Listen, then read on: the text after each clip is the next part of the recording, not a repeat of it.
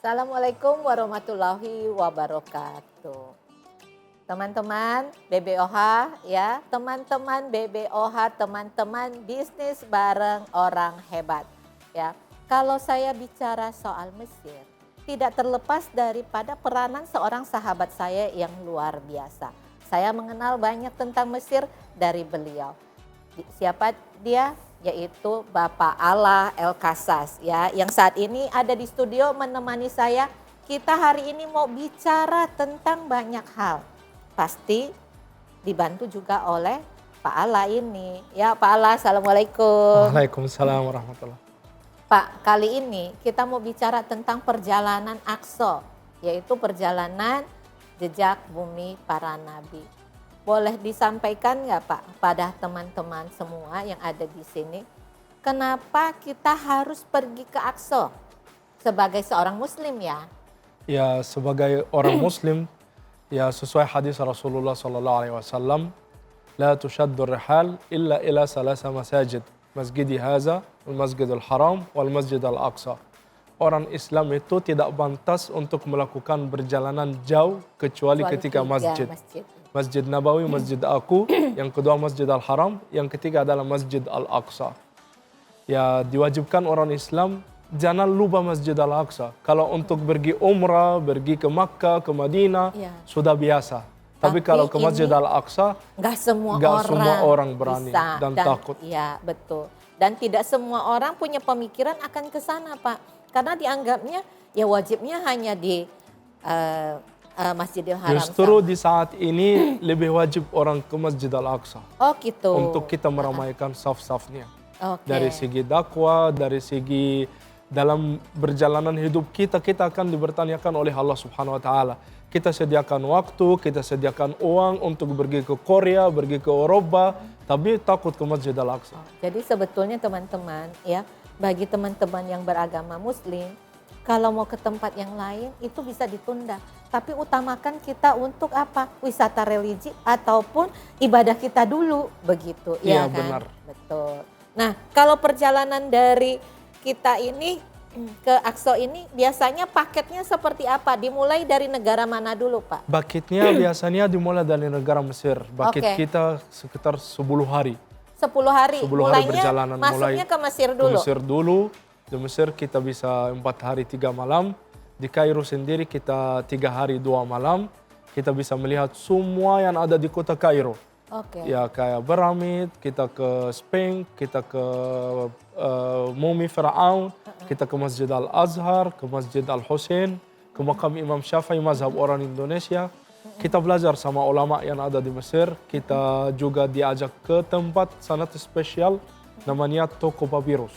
Toko Papirus. Nah, Toko Papirus ini apa Pak? Kalau saya tahunya tanaman papirus itu dulunya itu bukannya tanaman yang dianyam jadi keranjang, kemudian Nabi Musa dihanyutkan di situ. Iya benar. Ya kan? Oke. Tanaman papirus itu sama seperti yang namanya tikar atau bambu, satu jenis. Dia perlu cuaca yang panas, air yang banyak, oleh karena itu hanya ada di pinggir laut, pinggir sungai. Beradanya di pinggir sungai Nil berarti? Pinggir sungai Nil, namanya tanaman papirus, bisa tumbuh sampai 5 meter. Wow, dan waktu Ibu Musa diperintah oleh Allah Subhanahu wa taala. Iza khifti alaihi fa'alqihi fil yam. Kalau takut sembunyi lama, buang Musa ke dalam sungai Nil. Tapi sebelumnya Musa ditaruh dalam peti yang dibuat dari kulitnya tanaman papirus. Jadi ini sebetulnya kayak waterproof ya? Ya, waterproof, anti air. Anti air, makanya Nabi Musa bisa ditaruh di situ, kemudian dihanyutkan begitu. Nah, yang ke toko papirus ini sebetulnya toko ini jualnya apa nih Pak? Toko papirus itu sekarang jadi kertas. Kertas karena papirus. Firaun dulu harus punya catatan perjalanan hidupnya dengan cara baik. Maka Firaun cipta alat tulis dari tanaman papirus, dinama juga dikasih nama papirus juga, kertas papirus. Kertas papirus. Kertas tertua di dunia. Umurnya kurang lebih 5.000 tahun. 5.000 tahun. Jadi kita belajar di situ bagaimana walaupun 5.000 tahun yang lalu belum ada alat teknologi berat, belum ada alat berat. Ya, tapi gimana Tapi Firaun berhasil bisa buat alat tulis dengan cara sederhana. Hebat ya? Hebat Firaun. Dilihat ya. Salah satu ilmu Firaun yang tinggi, maka Firaun asal harus tahu Firaun adalah dokter yang pertama dalam sejarah dunia. Pernah buat operasi namanya mumi. Asal harus tahu Firaun adalah insinyur yang pertama. Pernah bikin bangunan tertinggi di dunia. 5.000 tahun yang lalu gak ada alat berat. Firaun berhasil bikin bangunan tingginya 490 meter. Itu piramid. Ya, piramid. Firaun juga adalah orang yang pertama cipta alat tulis dalam sejarah dunia.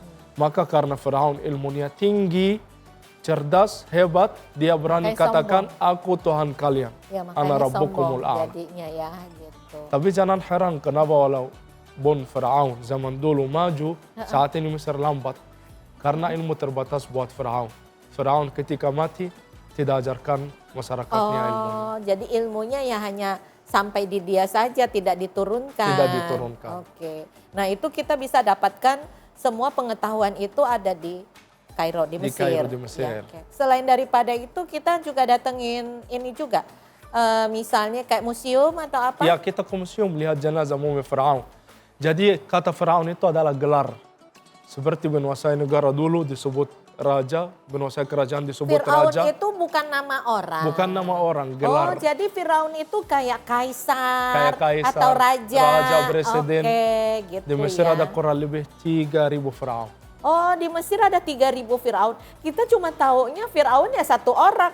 Ah, lu ya kayak Firaun gitu. Iya. Jadi dianggapnya ya udah orang itu Firaun itu hanya satu sosok aja, ternyata Firaun bukan. kurang lebih 3.000. Tapi Firaun yang terkenal yang diceritakan Al-Quran namanya Ramses. Ramses berapa? Ramses kedua. Ramses Ada 9 kedua. Ramses juga.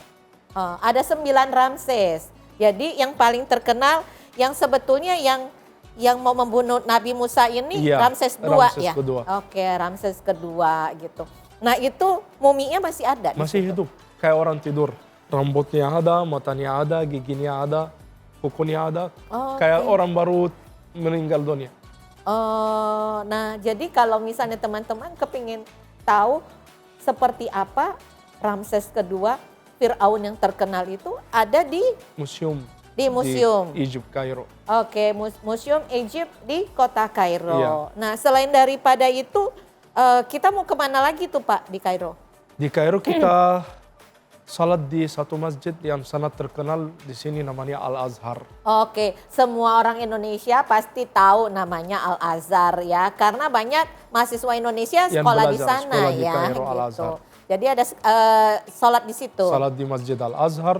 Kita juga ziarah makam ulama besar Imam Syafi'i. Oh, Imam Syafi'i ya, Ya. makamnya. Oke. Terus kita ke masjid makam cucu Nabi Muhammad SAW, Al-Husain. Di mana itu? Masih di Kairo juga. Masih di Kairo juga itu. Kadang-kadang kita juga kasih ke Alexandria. Oh, tergantung waktunya Ya, ya, Pak. kalau Berarti ada. ke Alexandria. Kalau Alexandria itu kan kota udah bukan di Kairo lagi, sudah di kota 2 yang jam lain. dari Kairo. Oke, 2 jam dari Kairo. Di Alexandria ada apa, Pak? Yang terkenal itu sejarah Yunani dan Kleopatra. Oke, sejarah Yunani. Kleopatra, Ratu Mesir Kleopatra terakhir. ada di situ Ada ya. di situ. Oke. Wah, menarik banget ya.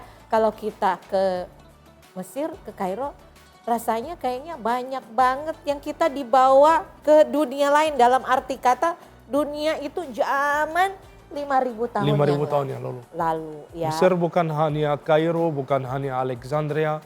Mesir masih ada kota namanya Luxor. Wow. Sangat terkenal Luxor. Wah, Luxor itu kalau ngelihat gambarnya ya, teman-teman, itu luar biasa kayak kota berada di dalam museum. Ya, museum terbesar terbuka di dunia. Wah, nah itu luar biasa. Jadi juga ada paket berarti Ke plus Luxor Luxor juga, juga. Luxor. Ya tergantung dari paketnya Dan nanti bisa ya. naik balon udara di Luxor. Naik balon Gak usah udara. ke Dubai untuk cari desert safari, ada di Hurghada sebelah Luxor. Gak usah ke Kapadokia untuk cari balon udara, udah disatukan di Wah, Luxor semuanya Hurghada. sudah ada di Luxor ya. Oke. Iya. Nah, kita sebentar lagi juga mau tahu selain daripada tadi Kairo, Alexandria, Luxor, kemudian apa lagi nih dari paket jejak Rasul. Rasul atau jejak bumi para nabi. Kita lihat dulu VT-nya ya sesaat lagi.